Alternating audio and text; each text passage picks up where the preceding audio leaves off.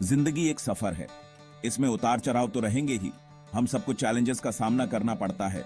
असफलता लाइफ का एक हिस्सा है। फेल होने से मत डरो। डर हमें आगे बढ़ने से रोकता है, करेज को कमजोर बनाता है। असली हार तो कोशिश ना करना है। चैलेंजेस को सीखने के मौके की तरह देखो। जब हम डर पर जीत हासिल करते हैं तो अपनी असली ताकत को पहचानते हैं। हर सक्सेसफुल इंसान ने कभी न कभी असफलता देखी है। उन्होंने फेलियर को खुद को डिफाइन नहीं करने दिया, बल्कि अपनी गलतियों से सीखा, डटे रहे और ग्रेटनेस हासिल की। आपके अंदर भी वही कैपेबिलिटी है। रतन टाटा इंडियन इंडस्ट्री का एक बड़ा नाम, डिटर्मिनेशन की मिसाल है। उनका सफर भी आसान नहीं था। उन्हें भी फेलियर्स का सामना करना पड़ा। ऐसा ही एक उदाहरण था टाटा मोटर्स की पैसेंजर कार के लिए उनका शुरुआती प्रपोजल। इस प्लान को डाउट और रिजेक्शन का सामना करना पड़ा। क्रिटिक्स ने इंडियन मेड कार की पॉसिबिलिटी पर ही क्वेश्चन किया, लेकिन टाटा ने हार नहीं मानी। उन्हें अपने विजन पर बिलीव था। उन्होंने इस एक्सपीरियंस से सीखा। सालों बाद उन्होंने फेमस टाटा इंडिका लॉन्च की, जिसने इंडियन ऑटोमोबाइल इंडस्ट्री में रेवोल्यूशन ला दी। अल्बर्ट आइंस्टीन, जिनका नाम ही जीनियस का सिनोनिम है, उन्होंने भी इनिशियल रिजेक्शंस झेले।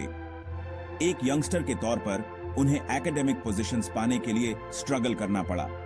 उनकी अनकन्वेंशनल थिंकिंग को इनिशियली काफी रेजिस्टेंस मिला।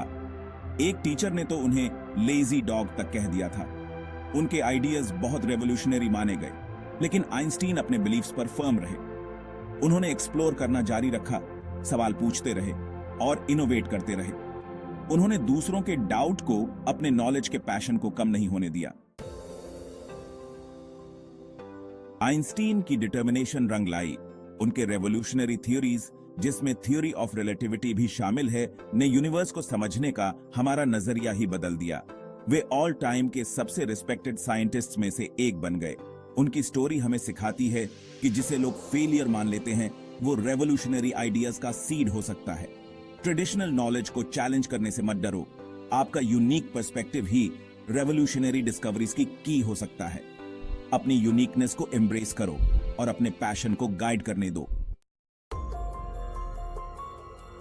5वां भाग, एक सावधानी की कहानी। अनियंत्रित महत्वाकांक्षा का खतरा। हिटलर। जहां असफलता विकास के लिए एक शक्तिशाली उत्प्रेरक हो सकती है, वहीं नैतिक आधारों के महत्व को स्वीकार करना भी महत्वपूर्ण है। नैतिकता और आत्मनिरीक्षण के बिना असफलताएं विनाशकारी बन सकती हैं। इतिहास हमें ऐसे व्यक्तियों की सतर्कतापूर्ण कहानियां प्रदान करता है जो अनियंत्रित महत्वाकांक्षा से ग्रस्त होकर विनाशकारी रास्तों को बढ़ावा देने के लिए असफलताओं का उपयोग करते थे।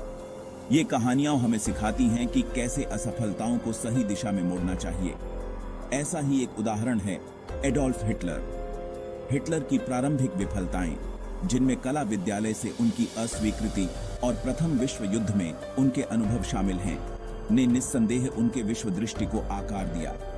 हालांकि इन असफलताओं ने उन्हें और अधिक कठोर और आक्रामक बना दिया। इन असफलताओं को आत्मनिरीक्षण और विकास के अवसरों के रूप में उपयोग करने के बजाय उन्होंने आक्रोश और सत्ता की लालसा को खुद को भस्म करने दिया।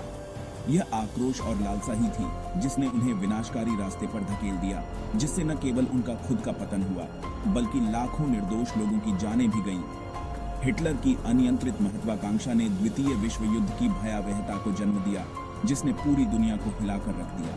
ये कहानी हमें याद दिलाती है कि महत्वाकांक्षा को नैतिकता और आत्मनिरीक्षण के साथ संतुलित करना कितना आवश्यक है। हमें इतिहास से सीखना चाहिए और ये सुनिश्चित करना चाहिए कि हमारी महत्वाकांक्षाएं हमें और समाज को बेहतर बनाने के लिए हों, न कि विनाश की ओर ले जाने के लिए। 6ठा भाग, महत्वपूर्ण मोड़। रतन टाटा से लचीलापन सीखें। रतन टाटा की यात्रा लचीलापन के उदाहरणों से भरपूर है। जब 1990 के दशक में टाटा स्टील को लगभग पतन का सामना करना पड़ा, तो उन्होंने एक उल्लेखनीय बदलाव का नेतृत्व किया। उन्होंने नवीन रणनीतियों को लागू किया, संचालन का पुनर्गठन किया और कंपनी के भीतर उद्देश्य की एक नई भावना पैदा की। उनके नेतृत्व ने टाटा स्टील को एक वैश्विक महाशक्ति में बदल दिया। टाटा की कहानी प्रतिकूल परिस्थितियों में दृढ़ता और अनुकूलन क्षमता की शक्ति को रेखांकित करती है। यह हमें सिखाती है कि असफलताएं, चाहे कितनी भी कठिन क्यों न हो, दृढ़ संकल्प और विकसित होने की इच्छा से दूर की जा सकती है। 7वां भाग, आइंस्टीनियन भावना, असफलता को एक सीढ़ी के रूप में अपनाना। आइंस्टीन का वैज्ञानिक महानता का मार्ग अनगिनत असफल प्रयोगों और अस्वीकृत सिद्धांतों से प्रशस्त था। उन्होंने प्रसिद्ध रूप से कहा, एक व्यक्ति जिसने कभी गलती नहीं की, उसने कभी कुछ नया करने की कोशिश नहीं की। उन्होंने असफलताओं को पराजय के रूप में नहीं, बल्कि खोज की प्रक्रिया में अभिन्न कदम के रूप में देखा। प्रत्येक झटके ने बहुमूल्य अंतर्दृष्टि प्रदान की, जिसने अंततः उन्हें उनके अभूतपूर्व सिद्धांतों के करीब पहुंचाया। असफलता को एक सीढ़ी के रूप में अपनाने की आइंस्टीनियन भावना को अपनाएं। प्रयोग करने से, गलतियां करने से और अपनी गलतियों से सीखने से न डरें। 8वां भाग, सफलता की छाया, हिटलर का उदय और नैतिक नींव का महत्व। हिटलर का सत्ता में आना न केवल एक ऐतिहासिक घटना है, बल्कि यह एक गहरी चेतावनी भी है कि जब महत्वाकांक्षा नैतिकता से रहित होती है तो इसके परिणाम कितने विनाशकारी हो सकते हैं। हिटलर का सत्ता में उदय एक कठोर अनुस्मारक के रूप में कार्य करता है कि महत्वाकांक्षा नैतिक विचारों से रहित विनाशकारी परिणाम हो सकते हैं। यह हमें यह भी सिखाता है कि नैतिकता के बिना शक्ति का उपयोग कैसे समाज को बर्बाद कर सकता है। राष्ट्रीय भावना के साथ उनका हेरफेर, आक्रोश और प्रतिशोध की प्यास से प्रेरित होकर दुनिया को अंधेरे में धकेल दिया। यह हमें यह भी दिखाता है कि जब नेता अपने व्यक्तिगत लाभ के लिए जनता की भावनाओं का शोषण करते हैं तो इसके परिणाम कितने भयानक हो सकते हैं। जहां उनकी कहानी अनियंत्रित महत्वाकांक्षा के संभावित खतरों को उजागर करती है, वहीं यह नैतिक नेतृत्व के महत्व और असफलताओं को रचनात्मक सिरों की ओर ले जाने की आवश्यकता को भी रेखांकित करती है। नैतिक नेतृत्व न केवल संकट के समय में महत्वपूर्ण है, बल्कि यह समाज को एक सकारात्मक दिशा में ले जाने के लिए भी आवश्यक है। आइए इतिहास के सबसे अंधेरे अध्यायों से सीखें और एक ऐसी दुनिया बनाने का प्रयास करें जहां असफलताओं को विकास, करुणा और प्रगति के अवसरों में बदला जाए। हमें यह समझना होगा कि इतिहास से सीखना और नैतिकता को अपने जीवन का आधार बनाना ही हमें एक बेहतर भविष्य की ओर ले जा सकता है। 9वां भाग, हार की राख से, दृढ़ संकल्प से सफलता प्राप्त करना। रतन टाटा और अल्बर्ट आइंस्टीन जैसे व्यक्तियों की कहानियां दर्शाती हैं कि सफलता अक्सर असफलता की कठिन परिस्थितियों में ही गढ़ी जाती है।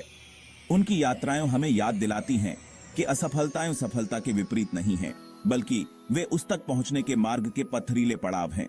जब हमारा सामना बाधाओं से होता है तो हमारे पास एक विकल्प होता है, हार के आगे घुटने टेक देना या राख से भी अधिक मजबूत होकर उठना। बाद वाले को चुनें, चुनौतियों का सामना करें, अपनी गलतियों से सीखें और अटूट दृढ़ संकल्प के साथ दृढ़ रहें। 10वां भाग, यह अध्याय आपको डर पर काबू पाने और चुनौतियों का सामना करने के लिए प्रेरित करेगा। आपकी क्षमता प्रतीक्षा कर रही है। इसे अनलॉक करने के लिए आपको अपने डर का सामना करना होगा। डर पर काबू पाना और चुनौतियों का सामना करना, यह आसान नहीं है, लेकिन यह संभव है। असफलता का डर लकवा मार सकता है। यह हमें आगे बढ़ने से रोक सकता है। यह हमें अपने सपनों का पीछा करने और अपनी पूरी क्षमता तक पहुंचने से रोक सकता है, लेकिन हमें इसे रोकने नहीं देना चाहिए। लेकिन याद रखें, असफलता सफलता के विपरीत नहीं है, यह उसकी सीढ़ी है। हर असफलता एक नया सबक सिखाती है।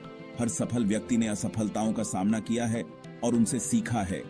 उन्होंने अपनी असफलताओं को अपने मार्गदर्शक के रूप में इस्तेमाल किया है। यह इस बात पर निर्भर करता है कि आप असफलता पर कैसे प्रतिक्रिया देते हैं, जो आपको परिभाषित करता है। सकारात्मक प्रतिक्रिया ही सफलता की कुंजी है।